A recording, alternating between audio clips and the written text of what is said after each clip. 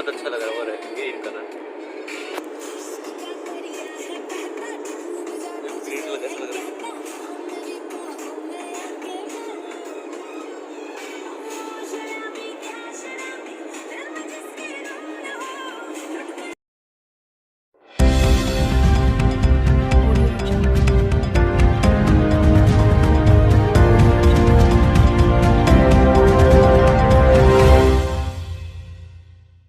नमस्कार, मैं Rajik Ali, Sublime news में आपका बहुत बहुत स्वागत है। मैं आज मिलवाने वाला हूं सनाउल्लाह खान से, जो सामाजिक कार्यकर्ता हैं, जिन्होंने अभी जो है सोशल एक्टिविस्ट के तहत जो है इस पंचायत में, मंझौली पंचायत में ये वैक्सीनेशन का काम किया और सैनिटाइज़ किया। आइए मैं उनसे मिलवाता हूं। आपने जो अभी इस पंचायत में काफ़ी काम किया है कोरोना काल में, जो सैनिटाइज़ का काम किया और भी छोटी बड़ी ज़रूरत को लोगों की पूरा कर रहे हैं। आइए जी, ऐसा है कि जो कोरोना काल में सरकार ने छोटे बड़े स्कीम लोगों के लिए बनाए हैं, उसका लाभ पहुंचाना एक हमारा उद्देश्य रहा। जब मैं बॉम्बे से यहाँ पे आया तो देखा कि बहुत ज़्यादा वंचित पंचायत है ये। मतलब जो सुविधा पहुंचनी चाहिए वो बिल्कुल नहीं पहुंची है। ना यहाँ पर किसी को वैक्सीनेशन हुआ था और ना ही जो सैनिटाइज़ होता है, जो कि ये बहुत कॉमन चीज़ है सैनिटाइज़ होना, लोगों को सोशल डिस्टेंसिंग और कोरोना काल की अवेयरनेस के बारे में।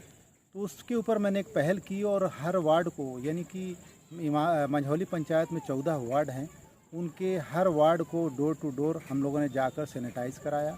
और अभी देखें पोखरी स्कूल वैक्सीन के लिए कैंप लगवाया बीडीओ साहब को बोल के, और मैं बीडीओ साहब का और ब्लॉक के सभी पदाधिकारी का धन्यवाद करता हूँ जिन्होंने इसमें मुझे मदद किया। अभी कल मंझौली में वहाँ पर जो स्कूल है वहाँ पर भी कैंप लगाया जाएगा, और बीडीओ साहब ने आश्वासन दिया है कि ऐसी कोई भी मदद आगे चाहिए तो मैं आप लोगों के साथ खड़ा हूँ।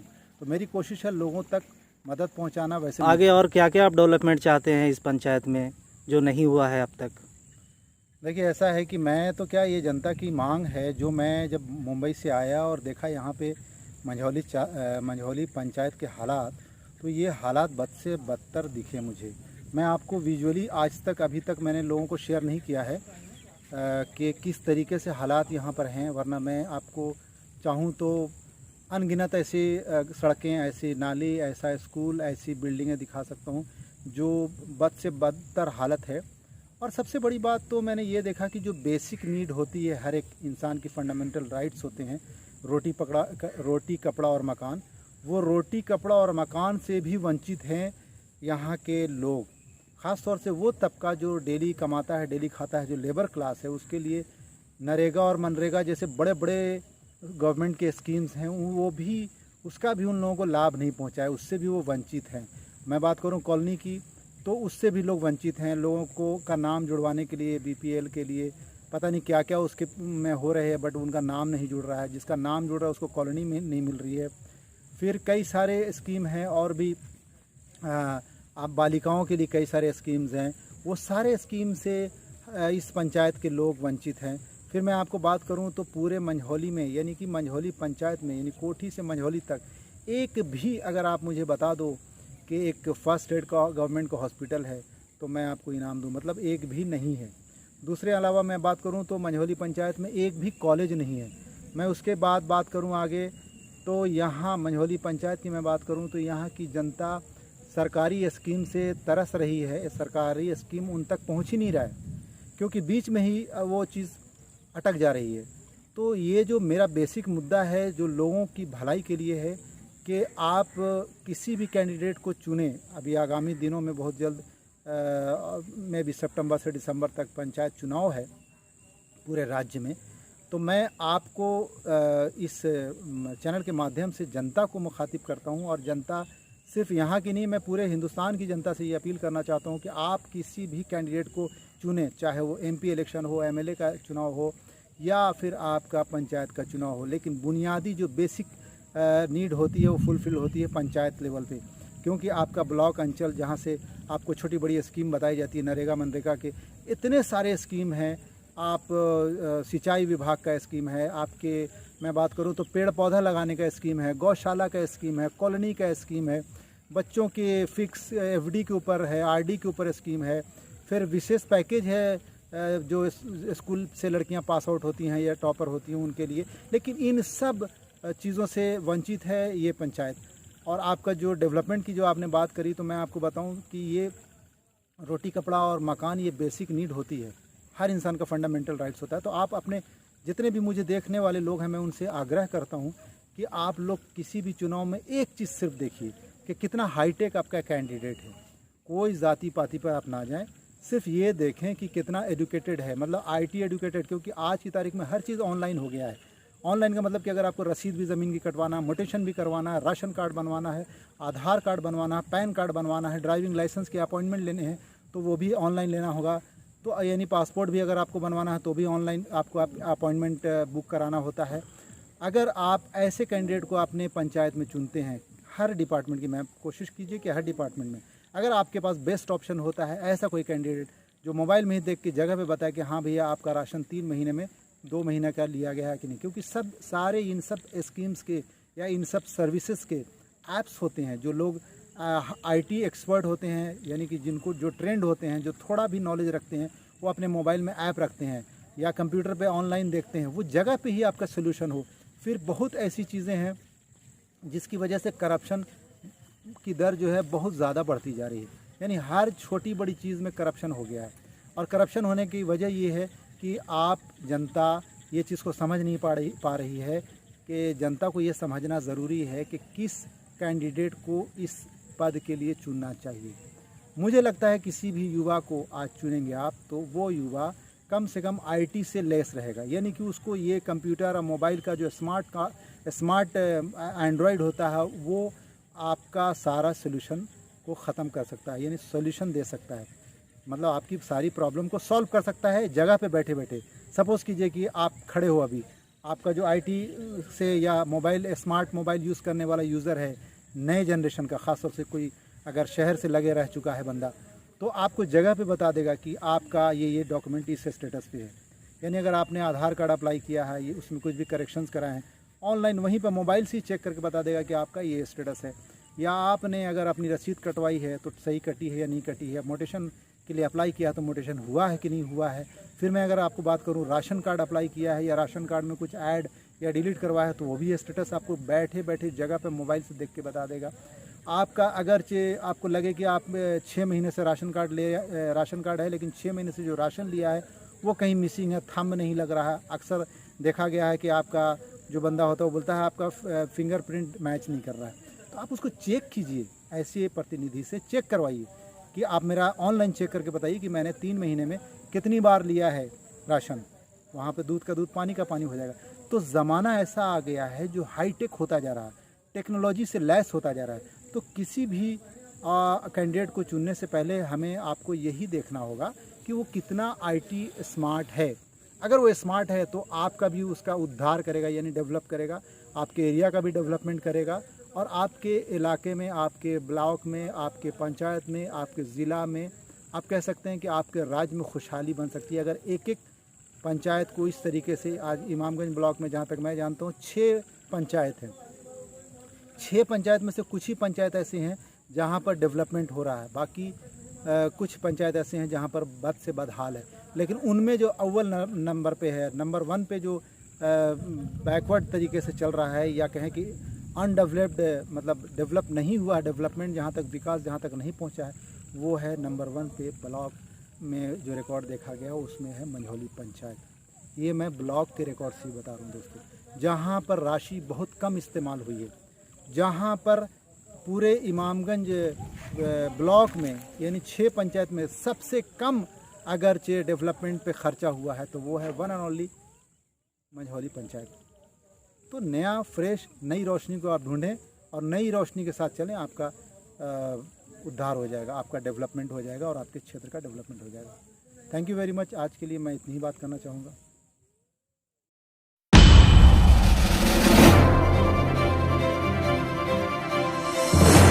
सनाउल्लाह खान, एक्चुअली मैं पिछले कई सालों से सोशल वर्क करते रहता हूँ एज ए एक्टिविस्ट।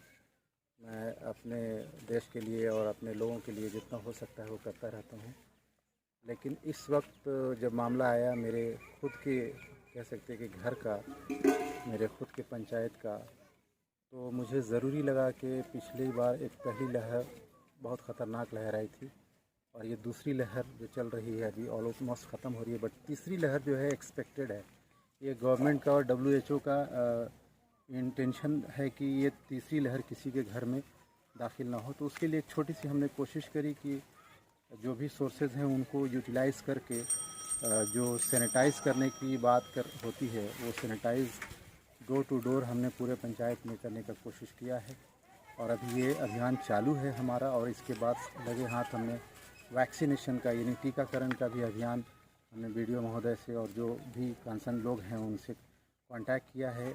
और आप समझ लें कि मंझौली पंचायत में कितने सारे गांव आते हैं, लाइक आप कह सकते हैं कि पोखरी, झगड़ा, रामपुर, भलवाही, इस तरीके से मंझौली, उमान में बाघा डगर, माला जोत, फिर आपके जो मस्जिद के पीछे का शाह महल्ला है वो, हसीबगंज, इस तरीके से बहुत बड़ा गांव है उमान। और मंझौली में अलग अलग जो सोहाई रोड है। अब मैं बताऊं तो तिलवारी मंझौली पंचायत जो है कोठी के बाद तिलवारी जैसे शुरू होता है तो तिलवारी, मेघाथान, मोहंडी, लोहड़ी, मौलागंज, फिर आप आइए कलामी, इस तरीके से पूरा है, फतुलिया डी, इकबाल डी, कानू मास्टर जी का कानू डी, मल्लाह डी, रामपुर, ये बड़ा रेंज है। और कलामी है, फिर उमान तो आपको मैंने बताया कि बहुत बड़ा एरिया है। फिर पोखरी के ख़त्म होती ही मंझौली शुरू होता है। तो मंझौली और सलैया एक बॉर्डर की नदी है, और यहाँ से मंझौली के पीछे आप देखेंगे मेरे पीछे तो पूरा ये यहाँ का विकास। तो ये जो विकास मर चुका है, मैं इसको ज़िंदा करने की सरकार की स्कीम से मेरी मुहिम है। यहाँ पर जो बेसिक नीड है, रोटी कपड़ा और मकान, वो ज़रूरी है। और उनमें आपको मैं बताऊं तो हर इंसान का होता है कि घर हो पक्का, जिसको मेरा मुद्दा जो है कि BPL से जोड़ा जाए घर घर, बगैर कोई करप्शन के, बगैर। हमारा मेन मुद्दा है वो ये है कि जो लोग BPL से अब तक नहीं जुड़े हैं उन सब को BPL से जोड़ा जाए। और उसमें जो रिश्वतखोरी होती है, कॉलोनी के नाम पे लोग पैसे लेके भी काम नहीं करते और पैसे लेते, ये पैसे लेने वाला शब्द ख़त्म हो, कम से कम पंचायत लेवल पे ये रिश्वतखोरी नहीं हो। फिर सड़क गली आप देख रहे हैं, गली का क्या हाल है। अगर कहीं पर सड़क बना है तो गली नहीं, गली बनी है तो उसका ढक्कन नहीं है, और उससे जो मच्छर और बच्चों को जो बीमारियां होती हैं वो ख़तरनाक है, उसको रोकना मेरा ख़ास मकसद है। फिर आप शिक्षा की बात करें तो इमामगंज विधानसभा में, सिर्फ मंझौली पंचायत की तो मैं बात कर ही रहा हूँ, लेकिन साथ साथ मैं अगर ब्लॉक लेवल पर बात करूँ तो वहाँ से लेकर सलैया तक कोई भी एक कॉलेज नहीं है, कोई भी एक हॉस्पिटल नहीं है। हमारे चैनल के माध्यम से और हमारे मीडिया कर्मी के माध्यम से और हमारे यूथ जो हैं, यूथ कैडर जो हैं, हमारे जो साथी हैं, हम सब के अभियान से अभी हाल में कोठी का हॉस्पिटल खुला है, उसमें एक डॉक्टर साहब आके बैठने लगे। मेरी मांग ये भी है सरकार से कि कम से कम जो इंसान का फंडामेंटल राइट्स होता है, कि इंसान की जो ज़िंदगी के लिए 3-4 चीज़ें बहुत ज़रूरी होती हैं। पीछे आप देखा होगा कादरपुर में कम से कम 25 साल पुराना मतलब ऐसा हॉस्पिटल था जिसमें मैंने हेडलाइन बनाया था कि हॉस्पिटल में जानवर बैठना चाहिए या डॉक्टर। तो वहाँ पर जानवर बैठे रहे थे, कोई डॉक्टर नहीं था, ना है अभी तक। वहाँ पर एक नई बिल्डिंग का मैंने मांग किया है सरकार से। और ख़ास तौर से मैं आपको बताऊँ तो मंझौली एक बड़ी आबादी का गांव है, उमान एक बहुत बड़ी आबादी का गांव है। आप भलवाही जाइए तो भी बड़ी गांव का मोहल्ला है।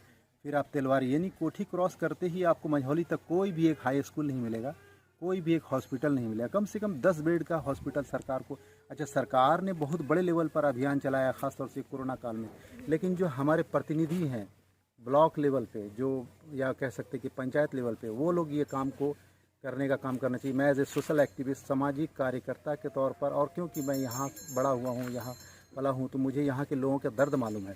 फिर जो युवा लोग हमारे हर जाति हर धर्म के हैं, बेरोज़गार बैठे हुए हैं, उनके लिए कोई भी स्कीम आनी चाहिए। और स्कीम है लेकिन उन तक स्कीम पहुँच नहीं रही है। लोगों के घर टूट गए हैं, लोगों का घर उजड़ जा रहा है। कल तूफान आया इतना बड़ा कि जो खपरे वाले घर थे वो उजड़ गए, तबाह हो गए। किसी के घर पे पेड़ गिरा तो उसको देखने वाला कोई भी नहीं है। तो ये जो हमारा मुद्दा है बेसिक है, जो कॉमन मैन का फंडामेंटल राइट्स होता है, हर इंसान का जो राइट्स होता है कि रोटी कपड़ा और मकान, उससे ये हमारा कम से कम पंचायत तो पूरी तरह से वंचित है। गली में देखें तो पूरा हालत ख़राब है। वहाँ से वो स्कूल से उस तक कम से कम एक अच्छी 8 इंच ढाली हुई PCC की एक बेहतरीन गली होनी चाहिए, वो नहीं है। तो इन सब मुद्दों के साथ मैं अभी इन दिनों काम कर रहा हूँ और मुझे उम्मीद है सरकार से कि हमारी जनता के साथ हक होगा, फैसला होगा और हमारे कम से कम पंचायत का डेवलपमेंट हो जाएगा। और पंचायत का डेवलपमेंट होता है तो उससे इंस्पिरेशन में दूसरा पंचायत, तीसरा पंचायत, फिर वो ब्लॉक डेवलप होता है, फिर ज़िला डेवलप होता है, फिर राज्य डेवलप होता है, फिर हमारा देश डेवलप होता है। तो इसी बात के साथ मैं अपनी वाणी को विराम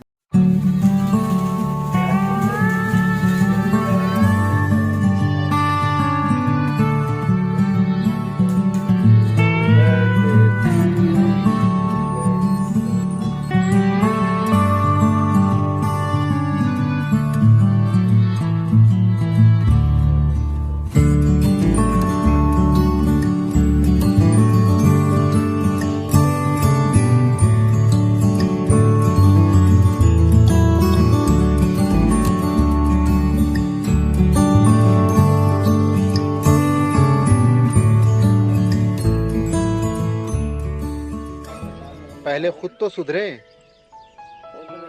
फिर देश को सुधरने की बातें करें। सबसे पहले खुद सुधरना पड़ेगा।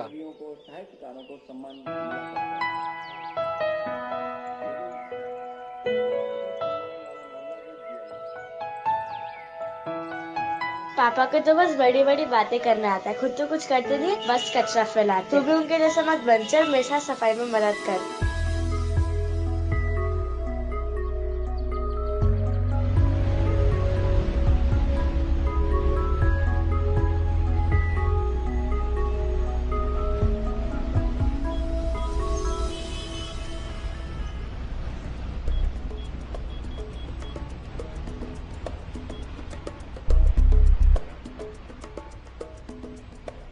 अरे भैया, एक बात बताओ मुझे, तुम्हें क्या लगता है प्रधानमंत्री ने जो स्वच्छ भारत अभियान शुरू करा है ये हिट होगा या नहीं? अरे भैया, मुझे तो लगता है होगा।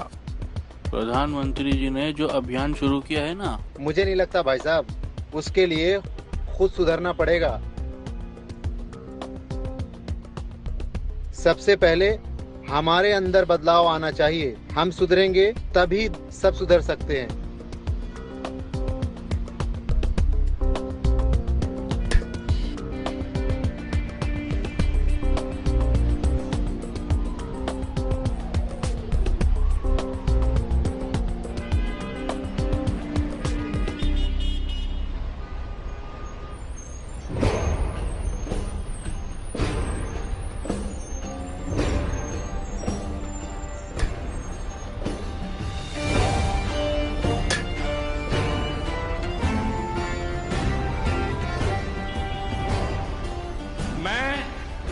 न गंदगी करूंगा, न किसी और को करने दूंगा।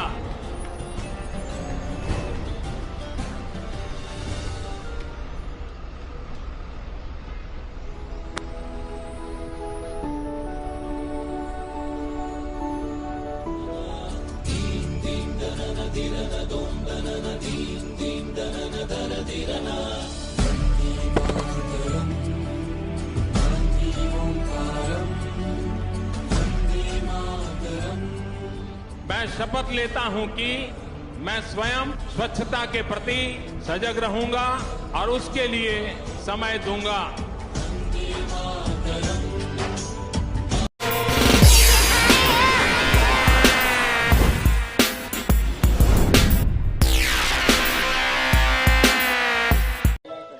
पहले खुद तो सुधरें, फिर देश को सुधरने की बातें करें। सबसे पहले खुद सुधरना पड़ेगा।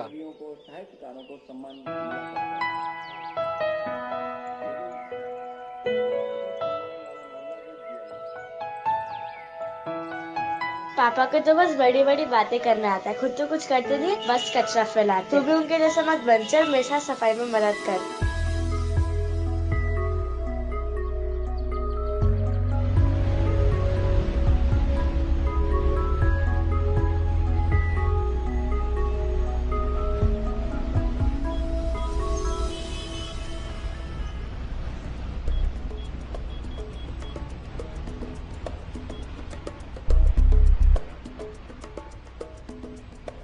अरे भैया, एक बात बताओ मुझे, तुम्हें क्या लगता है प्रधानमंत्री ने जो स्वच्छ भारत अभियान शुरू करा है ये हिट होगा या नहीं? अरे भैया, मुझे तो लगता है होगा।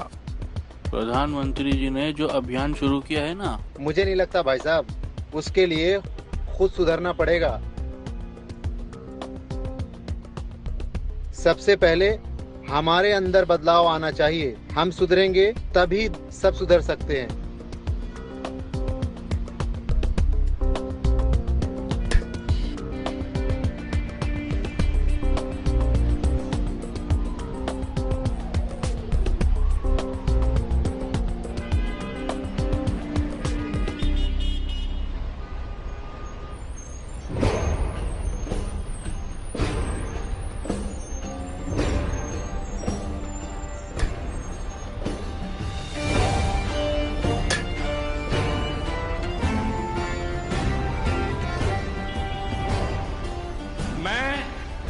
न गंदगी करूंगा, न किसी और को करने दूंगा।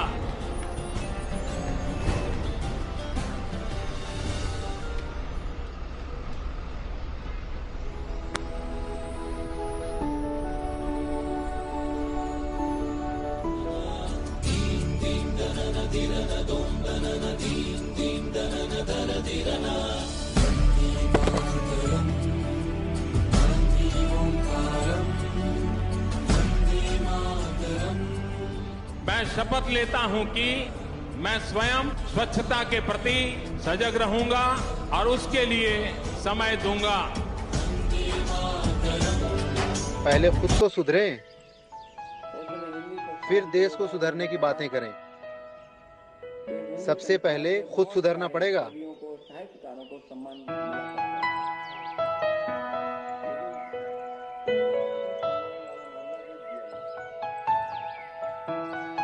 पापा को तो बस बड़ी बड़ी बातें करना आता है, खुद तो कुछ करते नहीं, बस कचरा फैलाते। तू भी उनके जैसा मत बन, चल मेरे साथ सफाई में मदद कर।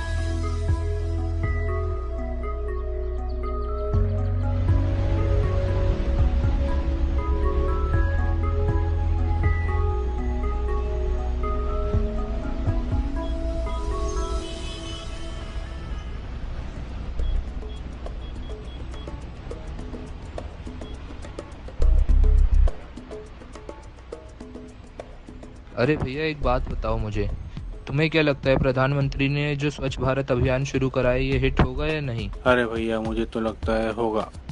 प्रधानमंत्री जी ने जो अभियान शुरू किया है ना, मुझे नहीं लगता भाई साहब, उसके लिए खुद सुधरना पड़ेगा।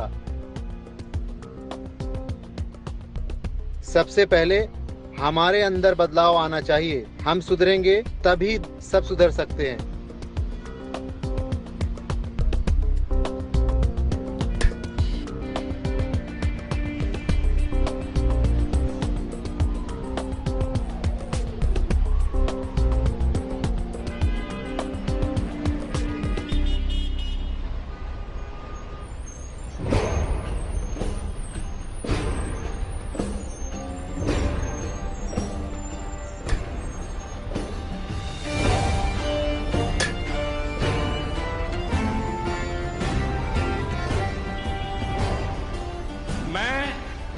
न गंदगी करूंगा, न किसी और को करने दूंगा।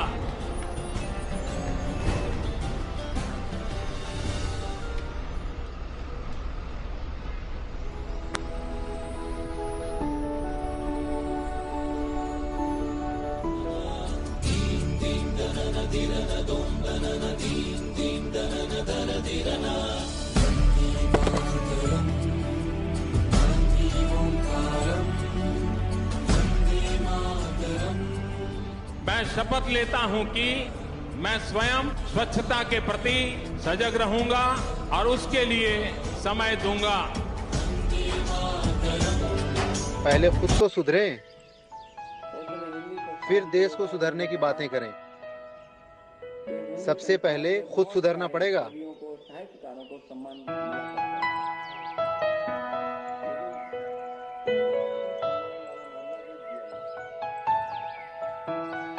पापा को तो बस बड़ी बड़ी बातें करना आता है, खुद तो कुछ करते नहीं, बस कचरा फैलाते। तू भी उनके जैसा मत बन, चल मेरे साथ सफाई में मदद कर।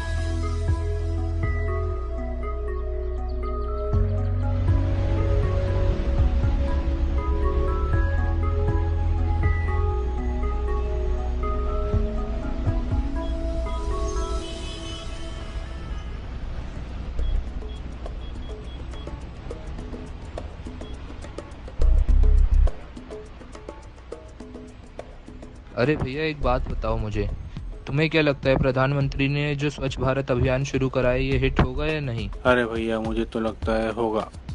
प्रधानमंत्री जी ने जो अभियान शुरू किया है ना, मुझे नहीं लगता भाई साहब, उसके लिए खुद सुधरना पड़ेगा। सबसे पहले हमारे अंदर बदलाव आना चाहिए। हम सुधरेंगे तभी सब सुधर सकते हैं।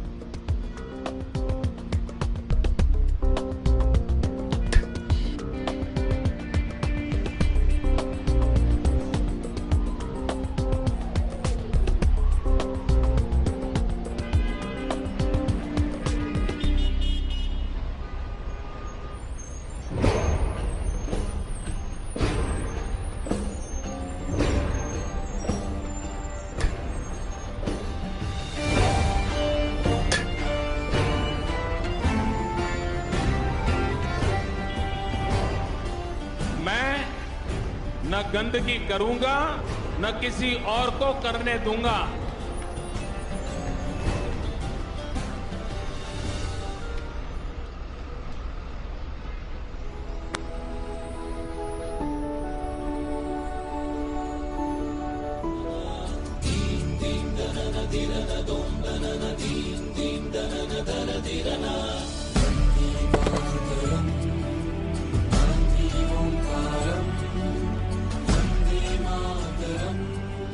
मैं शपथ लेता हूं कि मैं स्वयं स्वच्छता के प्रति सजग रहूंगा और उसके लिए समय दूंगा।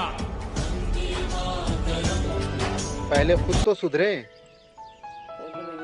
फिर देश को सुधरने की बातें करें। सबसे पहले खुद सुधरना पड़ेगा।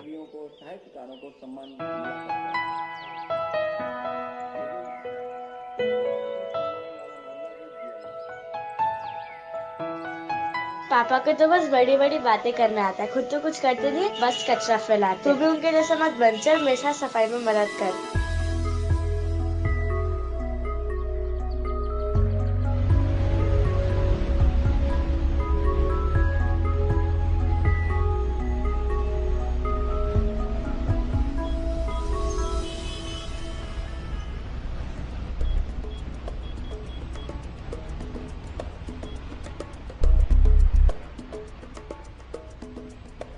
अरे भैया एक बात बताओ मुझे, तुम्हें क्या लगता है प्रधानमंत्री ने जो स्वच्छ भारत अभियान शुरू करा है ये हिट होगा या नहीं? अरे भैया मुझे तो लगता है होगा। प्रधानमंत्री जी ने जो अभियान शुरू किया है ना, मुझे नहीं लगता भाई साहब, उसके लिए खुद सुधरना पड़ेगा। सबसे पहले हमारे अंदर बदलाव आना चाहिए। हम सुधरेंगे तभी सब सुधर सकते हैं।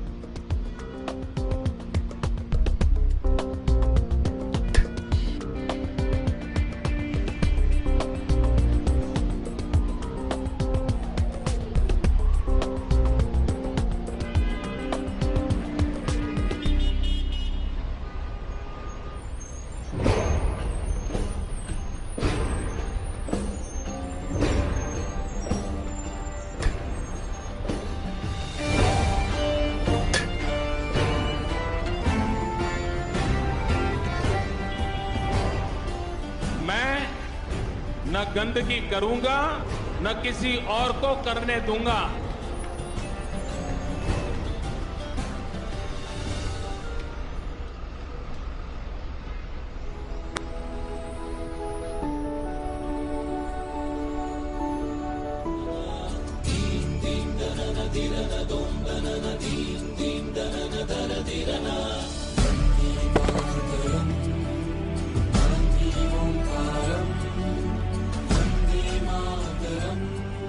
मैं शपथ लेता हूं कि मैं स्वयं स्वच्छता के प्रति सजग रहूंगा और उसके लिए समय दूंगा।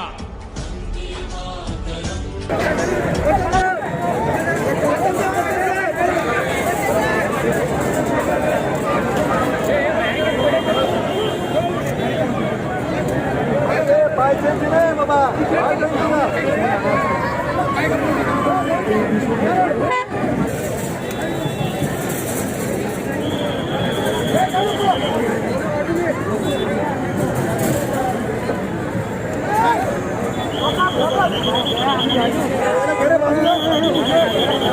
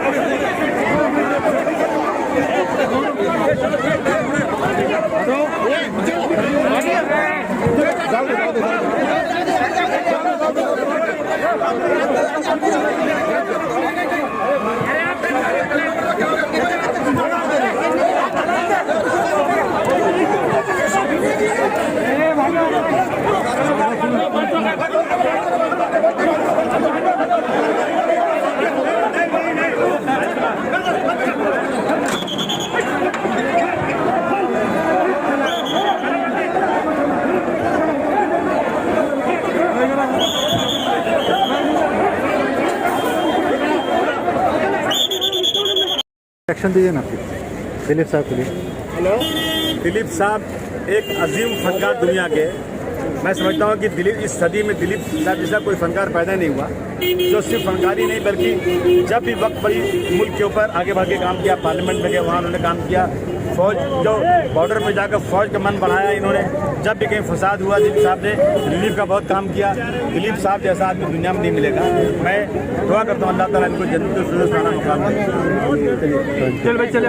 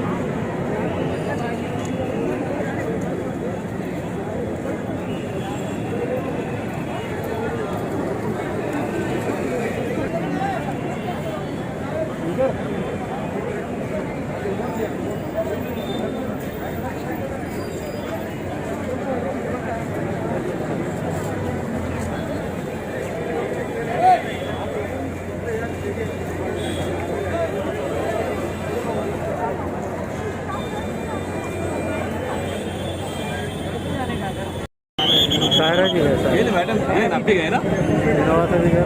बोल आप भी देखा व्हाइट गाड़ी में गए।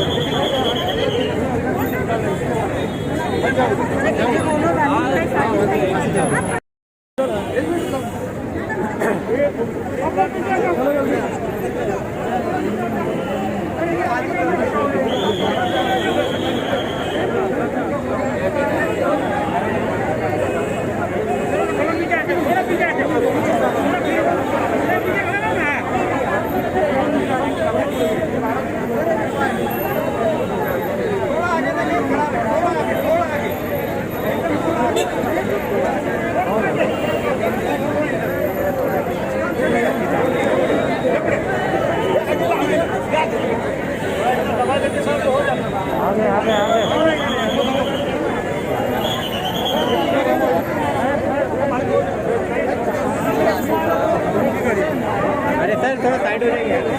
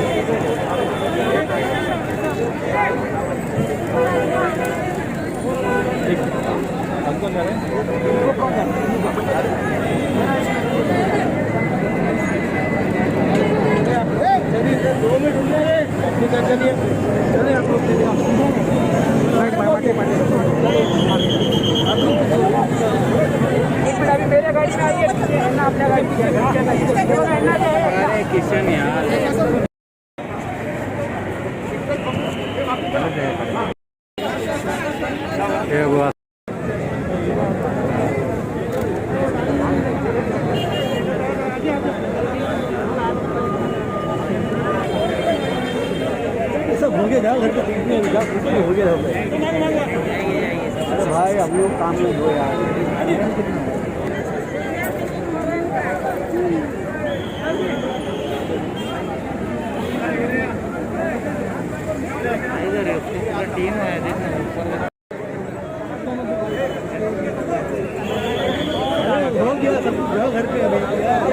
अरे अंदर अमिताभ बच्चन नहीं आए, कोई नहीं आया।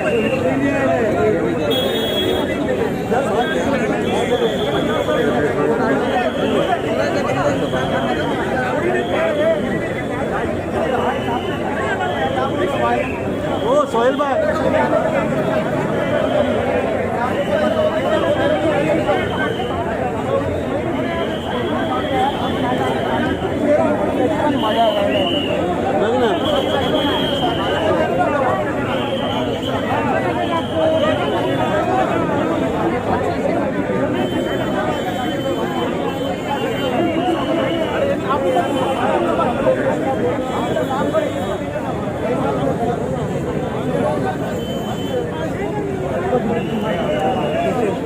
जाओ अंदर छोड़ दे अंदर जाओ छोड़ देना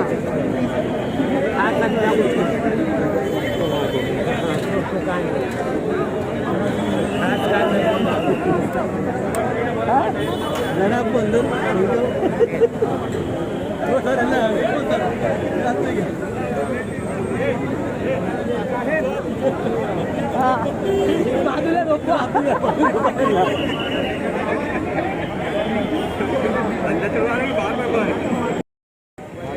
बाहर लगातार लोगों की भीड़ बढ़ती जा रही है। पुलिस बल तैनात है ताकि किसी भी तरह का विरोध ना हो।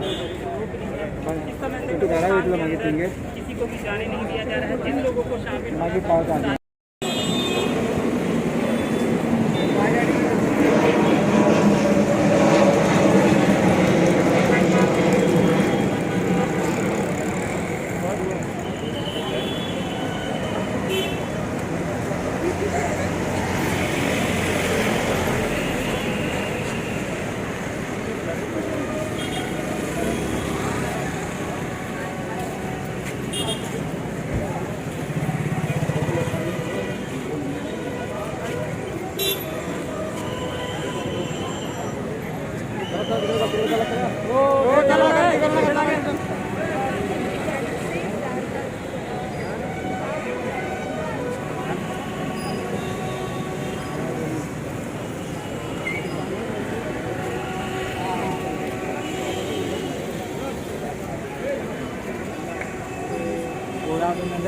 आ जाता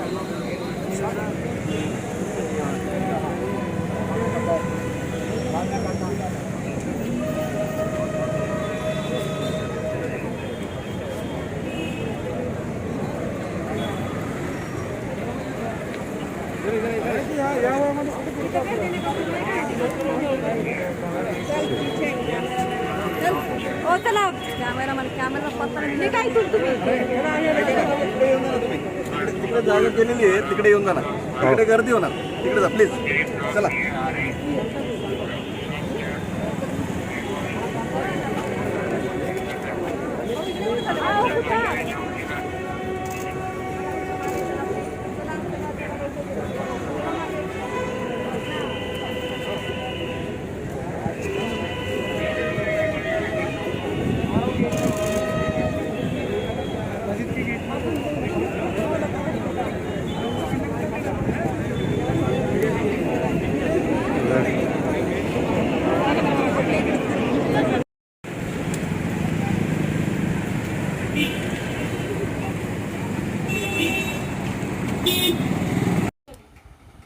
नमस्कार, मैं हूं इकबाल परवेज। सबलाइन न्यूज़ में आपका स्वागत है। साथियों, अभी प्रधानमंत्री नरेंद्र मोदी ने जो अपने कैबिनेट का विस्तार किया है, आपने देखा होगा कि कितने सारे दलितों को, ओबीसी को उन्होंने अपने कैबिनेट में, मंत्रिमंडल में जगह दी है, जिसकी काफ़ी चर्चा इस देश में हुई है। वो विस्तार से बताने की हमें ज़रूरत नहीं है, आप गूगल में भी जाकर ढूंढ सकते हैं। मगर ये इतने सारे दलितों को या ओबीसी नेताओं को मंत्रिमंडल में शामिल करने की वजह क्या है? जी हाँ, वजह क्या है साथियों? उत्तर प्रदेश में चुनाव होना है। जी हाँ, और चुनाव होना है तो चुनाव जीतने के लिए वहाँ पर उन्हें ओबीसी और जो दलित और पिछड़े लोग हैं उनका वोट चाहिए साथियों। और मैं ये इस बात इसलिए, वैसे भी जो राजनीतिक विशेषज्ञ हैं उनका यही मानना है और इसीलिए उनके आधार पर भी मैं ये बोल रहा हूँ। और दूसरी एक और वजह ये भी है कि अभी जो मैं आपको खबर बताने जा रहा हूँ उसको जानने के बाद आप भी यकीन करने लगेंगे, बिल्कुल अच्छे तरीके से यकीन करने लगेंगे, क्योंकि दलितों पर बहुत बुरी तरह से अत्याचार हो रहा है उत्तर प्रदेश में साथियों।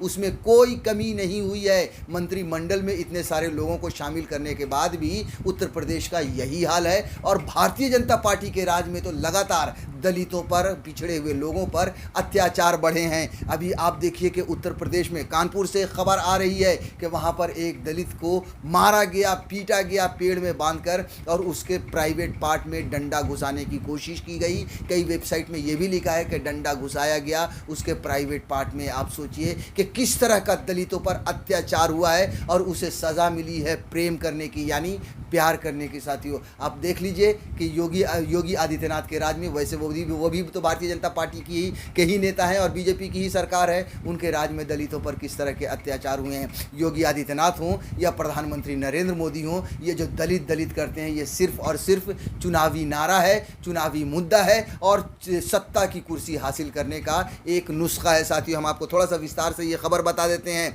कानपुर, दलित युवक को पेड़ से बांधकर मारा, प्राइवेट पार्ट में डंडा डालने की कोशिश। सोशल मीडिया पर एक दलित युवक की पिटाई का वीडियो वायरल हो रहा है। जी हाँ, ये वीडियो बहुत ही वायरल हो रहा है। ये तस्वीरें भी आ रही हैं जो हम आपको दिखा रहे हैं। आप हमारे साथ स्क्रीन पर भी देख सकते हैं इन तस्वीरों को साथियों, कि किस तरह से इस युवक को, दलित युवक को पेड़ में बांधकर पीटा गया है साथियों। योगी आदित्यनाथ के राज में, भारतीय जनता पार्टी की सरकार में, जो दलितों से प्यार दिखाते हैं। और प्यार क्यों दिखाते हैं आप समझ ही गए होंगे, मैंने बता ही दिया। दुनिया पूरी जानती है कि चुनाव जीतने के लिए साथियों।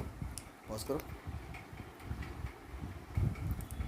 सोशल मीडिया पर एक दलित युवक की पिटाई का वीडियो वायरल हो रहा है। इस वीडियो कानपुर के अकबरपुर का बताया जा रहा है। खबरों के मुताबिक प्रेम प्रसंग के शक में दलित युवक को पेड़ से बांधकर घंटों तक पीटा गया, यहां तक कि उसके प्राइवेट पार्ट में डंडा डालने की कोशिश की गई। वीडियो में यह सब साफ दिखाई दे रहा है। यह भी आरोप है कि युवक के पिता जब शिकायत लेकर पुलिस के पास पहुंचे तो उसने उन्हें भगा दिया, कहा कि युवक को ले जाओ नहीं तो छेड़खानी में अंदर हो जाएगा। युवक इस समय गंभीर हालत में हैलट अस्पताल में भर्ती है। आप देखिए योगी की पुलिस का भी रवैया, आप देखिए साथियों, योगी की जो पुलिस है उन्होंने भी कभी इंसाफ नहीं किया दलितों के साथ। हमने सैकड़ों ऐसे केसेस देखे हैं जहां पर दलित अपनी फरियाद लेकर, इंसाफ की गुहार लेकर थाने में जाते हैं, पुलिस स्टेशन में जाते हैं, तो उन्हें या तो भगा दिया जाता है और कई बार तो हमने ये भी देखा है कि उस दलित को मारा पीटा जाता है जिस पर पहले से ही अत्याचार हो चुका होता है साथियों। पॉज करो। साथियों, आप इस वीडियो को देखिए कि किस तरह से वो लड़का कराह रहा है, किस तरह से उसको मारा पीटा जा रहा है। और पुलिस ने भी, जी हाँ, पुलिस ने भी इस पर संज्ञान लिया। पुलिस ने अब बात जो है सो की है, जब वीडियो वायरल होने के बाद द ललन टॉप ने छापा है कि पुलिस का क्या कहना है। अकबरपुर के सीईओ अरुण कुमार सिंह ने इस घटना को लेकर द ललन टॉप से फ़ोन पर बात की। बताया कि एक वीडियो संज्ञान में आया है जिसमें दलित युवक को पीटा जा रहा है और उसके प्राइवेट पार्ट में डंडा डाला गया। अरुण कुमार सिंह ने कहा कि घटना को लेकर जानकारी ली जा रही है, परिजनों को तहरीर के लिए बुलाया गया है, एफआईआर मिल जाए तो कार्रवाई कराते हैं। अब आप अंदाज़ा लगाइए कि पुलिस भी अभी भी कह रही है एफआईआर मिल जाए तो कार्रवाई कराते हैं। मतलब आप समझिए कि उत्तर प्रदेश में दलितों का पर किस तरह से अत्याचार हो रहा है। वहीं दूसरी तरफ नरेंद्र मोदी अपनी कैबिनेट में, मंत्रिमंडल में दलितों को शामिल करते हैं। क्यों करते हैं? क्योंकि उन्हें सत्ता चाहिए साथियों। पॉज करो।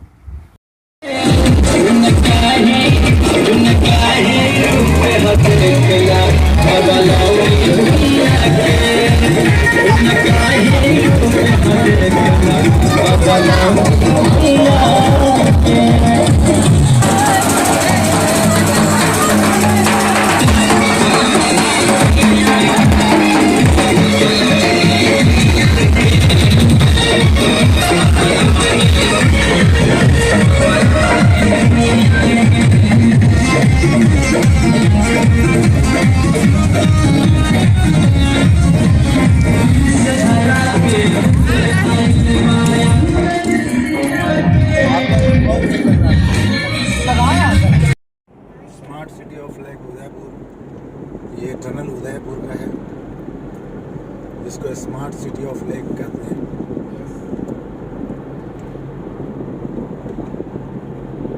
अभी रात के 10:40 हो रहे हैं।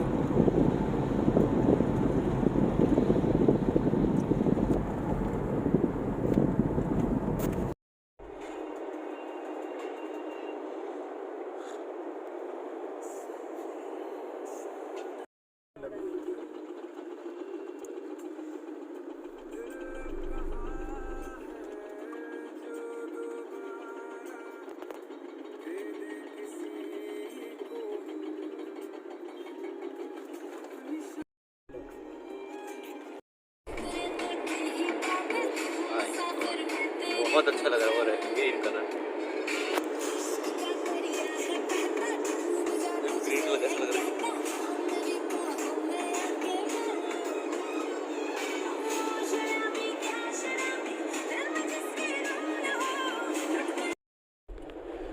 ये थाने महानगर पालिका का गेट है और यहाँ से थाने म्यूनसिपल कॉरपोरेशन, जिसको हिंदी में महानगर पालिका कहते हैं। Friends, do not forget to subscribe Sublime TV, Sublime News. Subscribe करना ना भूलें। Sublime TV, Sublime news. अलग-अलग लेना होगा? चलेगा। Hi, this is Amjad, Nadeem and Amir और आप देख रहे हैं Sublime News. Hi, this is music director Amjad Nadeem Aamir और आप देख रहे हैं Sublime TV. Hi, this is Amjad, Nadeem and Amir और आप देख रहे हैं Sublime TV. Hi, this is Amjad Nadeem Aamir और आप देख रहे हैं सबलाइम न्यूज़। वैसे भी फ्रेम से हट गया मैं। Okay, yes, great. 3, 2, 1 स्टार्ट है। Hi, this is Amjad, Nadeem and Amir and you are watching Sublime News. Hi, this is Amjad Nadeem Aamir music composer और आप देख रहे हैं सबलाइम टीवी। मेरा शुरू करूँ, मैं इंट्रोड्यूस हाँ, मैं क्योंकि आपको थैंक यू सो मच और आपका नाम लेके बोलना चाहता हूँ। तो मैं वापस से बोल देता हूँ। नहीं, कोई नहीं, वो तो मुझे पता ही चल गया। Thank you so Sublime much. News, Sublime news एक बोला बार सर? बोल दीजिएगा। हाँ, मतलब जैसे ये सबलाइम न्यूज़ पे जा रहे हैं, एक लाइन सबलाइम न्यूज़ का बोल दीजिएगा, एक लाइन सबलाइम टीवी का बोल दीजिएगा। आपका नाम लेने की जरूरत नहीं, ज़रूरत नहीं है। मैं एक्चुअली वो थोड़ा है ना, मतलब बिहाइंड ऑफ द कैमरा ही करना चाहता हूँ। अच्छा, बट आप और आ रहे हो ना इसमें, हाँ, फिर भी इसलिए हाँ, ठीक है, इसलिए बोलना था। ठीक है, चलेगा, कोई नहीं, बोल दीजिए। Thank you so much Sublime news. शुरू करें? एक मिनट। मैं आज यूथ आइकॉन हमारे इंडियन सिनेमा के, बल्कि हम कह सकते हैं कि दुनिया भर में इनका डंका बज रहा है और हमारे म्यूज़िक वर्ल्ड के और हमारे इंडिया के यूथ नंबर 1 की जोड़ी से मुलाकात आज करवाने जा रहा हूँ और वो हैं जनाब अमजद साहब, नदीम साहब, जिनको आप thank you so much. Amjad Nadeem के नाम से स्क्रीन पर देखते हैं। बड़ी बड़ी फिल्मों में इन्होंने म्यूज़िक दिया है, लिरिक्स लिखा है और बड़े कमाल के लोग हैं। मैं सिर्फ इंट्रोडक्शन आपको करूँगा, बाकी आगे की कहानी ये खुद बयान करेंगे, ताकि वो ना इनको नहीं छुपते ये लोग, लेकिन हमें छुपाना होगा। हाँ, थोड़ा तो सबको हो जाता है। थोड़ा बाल राइट साइड में हाथ मार स्टार्ट है अगर और ठीक है ना यार, कौन सा हमको स्टॉक यूज हो रहा है डिजिटल माहौल। मैं जस्ट खाली छोटा सी इसको इंट्रोडक्शन करता हूँ, मैं फिर हट जाऊँगा, फिर आप लोग 2 चीज़ें बोल दीजिएगा कि मेरे अपना introduction and you watching Sublime news. Intro outro इतना ही होगा। हाँ, कि अजीज है किया हुआ ये नीचे का। 3, 2, 1 स्टार्ट।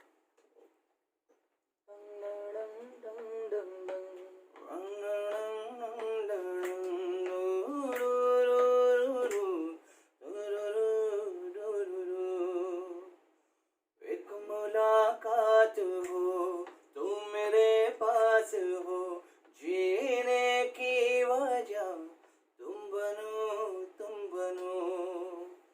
बन के तू रहबर मुझको मिला है, तू मिल गया मैं मुकम्मल हुआ। एक मुलाकात जरूरी है, जरूरी जीने के लिए मुलाकात जरूरी है, जरूरी जिंदगी के लिए।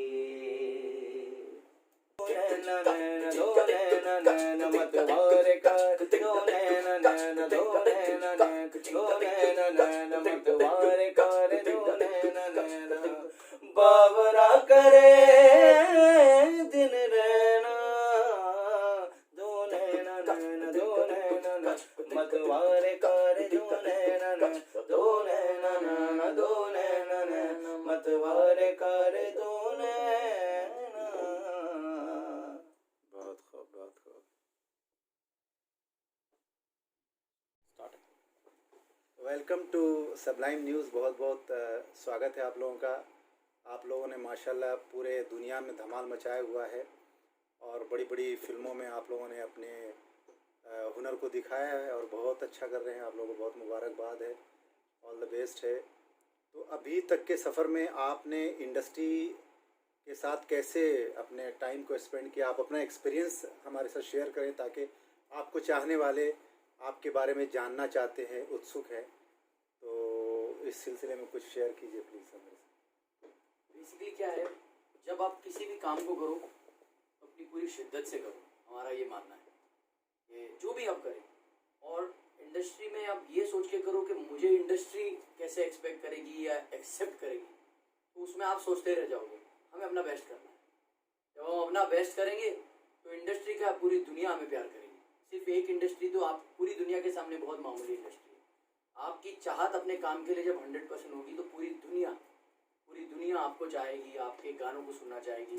जैसे कभी लंदन से, कभी कनाडा से हमारे कुछ गानों की इतनी फरमाइश है, उन लोगों को ये पसंद आता है। खासकर एक गाना है जज्बा फिल्म का बंदिया, लोगों को इतना पसंद आता है, फ़ोन करके कहते हैं आपने रुला दिया, आपने रुला दिया। भाई हमने नहीं रुलाया है, हमारे दिल ने वो कहा, वो सिचुएशन के जब वो सिचुएशन आई हमारे पास कि ऐसा ऐसा मंजर है सिचुएशन में, हमारा दिल जो है ना अंदर से कहता है। और वो अल्फाज भी हम ही दोनों भाइयों ने लिखे। तो वो एक एक वर्ड, जैसे बंदिया तू मुंह मोड़ के ना जा, उस बात पे हम जब भी वो गाने की कभी बात आती है तो हम कहते हैं कि यार वो हमारी वो गाना नहीं, वो रूह है। हमने ना दिल लगाया उसमें, ना दिमाग लगाया, हमने सिर्फ रूह से उस गाने को बनाया। और वैसा ही डायरेक्टर संजय गुप्ता जो है उन्होंने शूट करा। और ऐश्वर्या राय जी से जब हम पहली बार मिले तो इसी गाने के थ्रू मिले। उन्होंने हमें अपने घर पे इनवाइट किया, बच्चन साहब से कहा कि ये मैंने गाना सुना और प्लान कुछ ऐसा होने वाला था कि वो गाना गाने वाली थी। तो फिर ये हुआ कि चलो अब आगे, जब उन्होंने सुना कि ये मेल वर्जन होगा, फीमेल डायरेक्टर ने कहा मैं फीमेल रखना नहीं चाहता हूँ क्योंकि मेल का जो प्रोमिनेंस है इस गाने में वो ज़्यादा इम्पैक्टफुल है फिल्म के हिसाब से। तो नहीं, और फिर जब डायरेक्टर कहता है तो director captain of the ship. तो इस तरह से चलता रहा और लगे हैं अभी भी ऐसा लगता है सफ़र तो अभी शुरुआत है हमारी।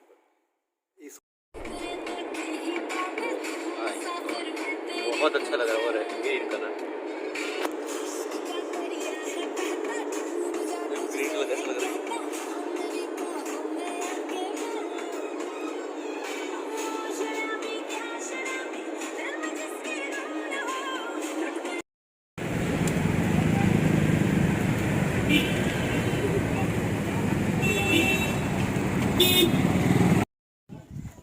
I'm just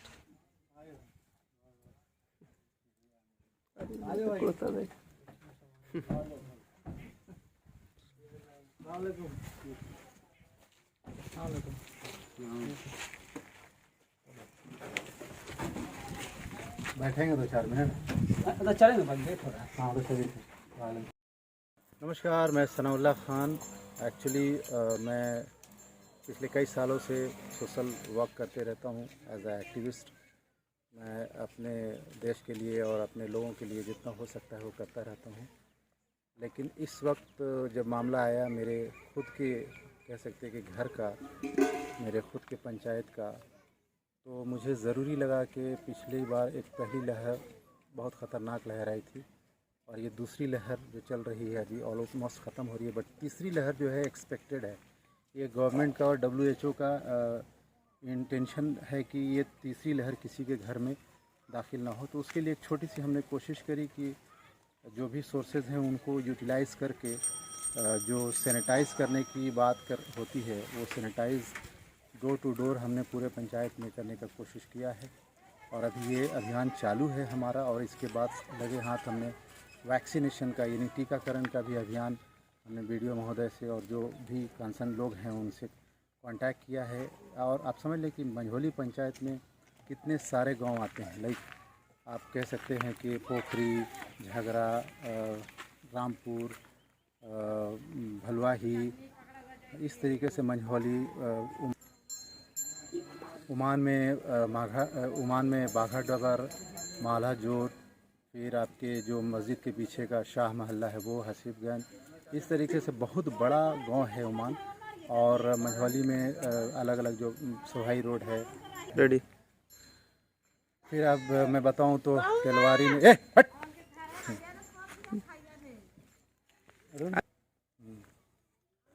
तो अब मैं बात करूं मंझौली पंचायत जो है कोठी के बाद तेलवारी जैसे शुरू होता है तो तेलवारी, मेघाथान, मोहंडी, लोहड़ी, मौलागंज, फिर आप आइए कलामी, इस तरीके से पूरा है। फतुलिया डी, इकबाल डी, कानू मास्टर जी का कानू डी, मल्लाह डी, रामपुर, ये बड़ा रेंज है। और कलामी है। फिर उमान तो आपको मैंने बताया कि बहुत बड़ा एरिया है। फिर पोखरी के ख़त्म होती ही मंझौली शुरू होता है। तो मंझौली और सलैया एक बॉर्डर की नदी है और यहाँ से मंझौली के पीछे आप देखेंगे मेरे पीछे तो पूरा ये यहाँ का विकास। तो ये जो विकास मर चुका है, मैं इसको ज़िंदा करने की सरकार की स्कीम से मेरी मुहिम है। यहाँ पर जो बेसिक नीड है, रोटी कपड़ा और मकान, वो ज़रूरी है।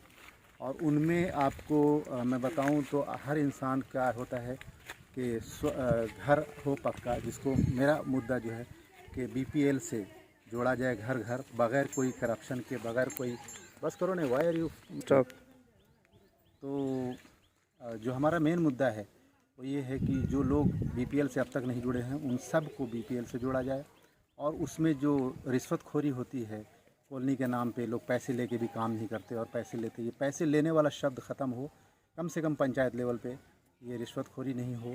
फिर सड़क गली आप देख रहे हैं, गली का क्या हाल है। अगर कहीं पर सड़क बना है तो गली नहीं, गली बनी है तो उसका ढक्कन नहीं है और उससे जो मच्छर और बच्चों को जो बीमारियां होती हैं वो ख़तरनाक है, उसको रोकना मेरा ख़ास मकसद है। फिर आप शिक्षा की बात करें तो इमामगंज विधानसभा में सिर्फ मंझौली पंचायत की तो मैं बात कर ही रहा हूँ, लेकिन साथ साथ मैं अगर ब्लॉक लेवल पर बात करूँ तो वहाँ से लेकर सलैया तक कोई भी एक कॉलेज नहीं है, कोई भी एक हॉस्पिटल नहीं है। हमारे चैनल के माध्यम से और हमारे मीडिया कर्मी के माध्यम से और हमारे यूथ जो हैं, यूथ कैडर जो हैं, हमारे जो साथी हैं, हम सब के अभियान से अभी हाल में कोठी का हॉस्पिटल खुला है, उसमें एक डॉक्टर साहब आके बैठने लगे। तो मेरी मांग सबसे बड़ी ये है कि मंझौली, सलैया, ये सब बड़ी तो मेरी मांग ये भी है सरकार से कि कम से कम जो इंसान का फंडामेंटल राइट्स होता है कि इंसान की जो ज़िंदगी के लिए 3-4 चीज़ें बहुत ज़रूरी होती हैं। पीछे आप देखा होगा कादरपुर में कम से कम 25 साल पुराना मतलब ऐसा हॉस्पिटल था जिसमें मैंने हेडलाइन बनाया था कि हॉस्पिटल में जानवर बैठना चाहिए या डॉक्टर। तो वहाँ पर जानवर बैठे रहे थे, कोई डॉक्टर नहीं था, ना है अभी तक। वहाँ पर एक नई बिल्डिंग का मैंने मांग किया है सरकार से।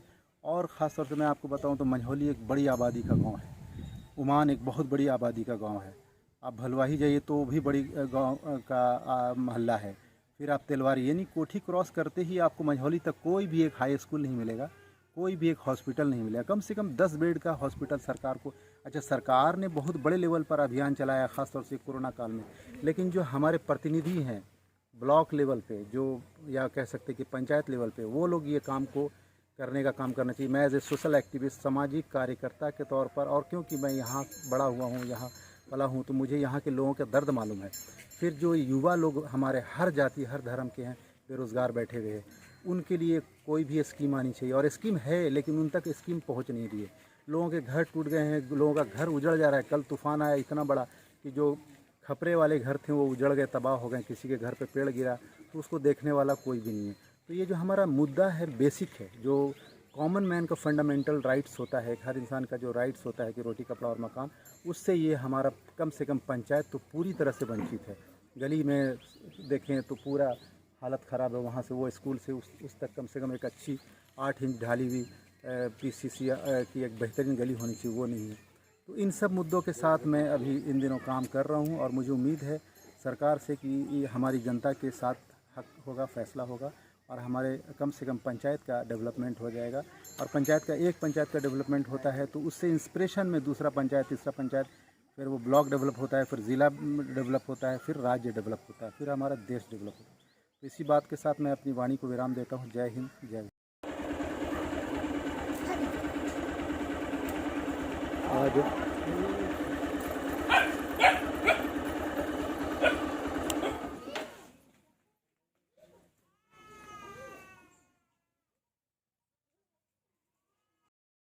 वैसे घुस जाएंगे रविंद्र से चला। आगे से घुसता हुआ और आगे निकल जाए। चल निकल जाए बाहर। नहीं इधर आप किधर रहेंगे? उस तरफ अब वो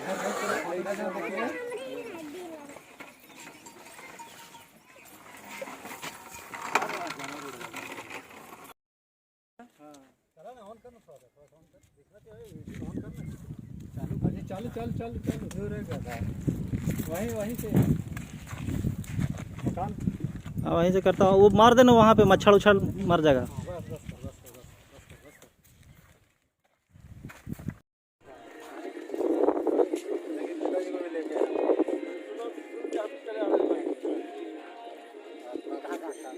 पटना में थे, पटना से भागे, फोन आया 4:30 बजे। उसके बाद भागे अभी। हाँ आप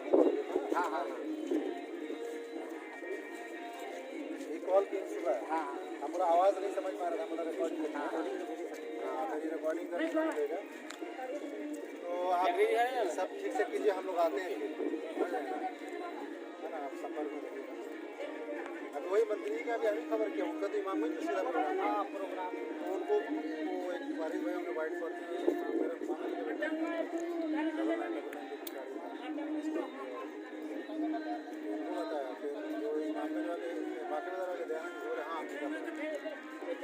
जयप्रकाश का फोन ही नहीं लग रहा था। ठीक है आप जाइए। ठीक है हम लोग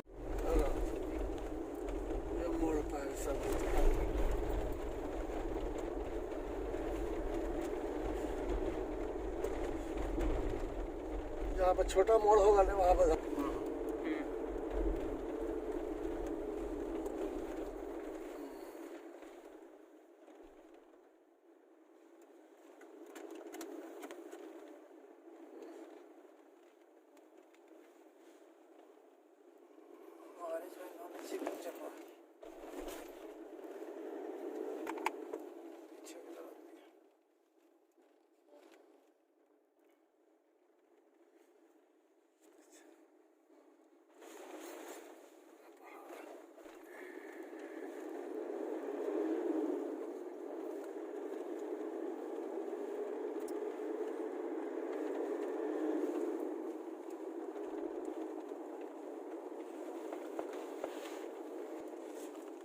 स्वागत के लिए अगर जब रुकेगा ना तो तुम उतर जाओगे।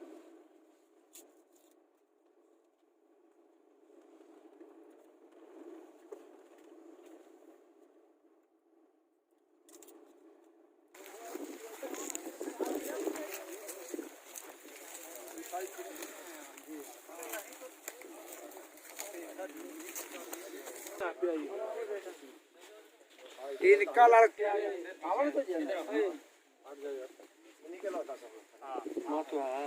कैसे हुआ था? यहाँ टॉस करंट से आदमी मार के बिक दिया होगा। गाँव के कैसे हुआ साहब? कुछ मिला था मुआवजा 20,000 तो उसी दिन दिया था लगता सी। प्रोसेस में है, साइन उन होके हो गया। बीच में अकाउंट में देने के लिए छुट्टी जो बोला था कि चेक कर दे रहे हैं। हाँ तो अकाउंट में और ये 3,000 रुपये दिया था मुखिया दिलो है दिया था। दोनों बात तो बोला था कि तुरंत दे रहे हैं। बीपीएल में नाम है इन लोग का, इनका आवास क्या दिक्कत? बड़ी गरीब है जो ऐसे इनका दिमाग भी सही नहीं रहता बेचारा। हमसे भी बाल बच्चा है आपको पता? छोटे लड़के हैं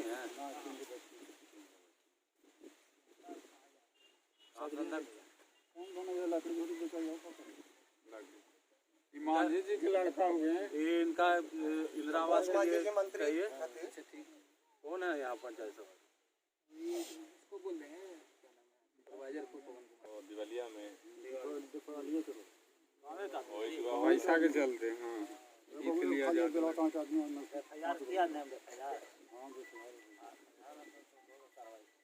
है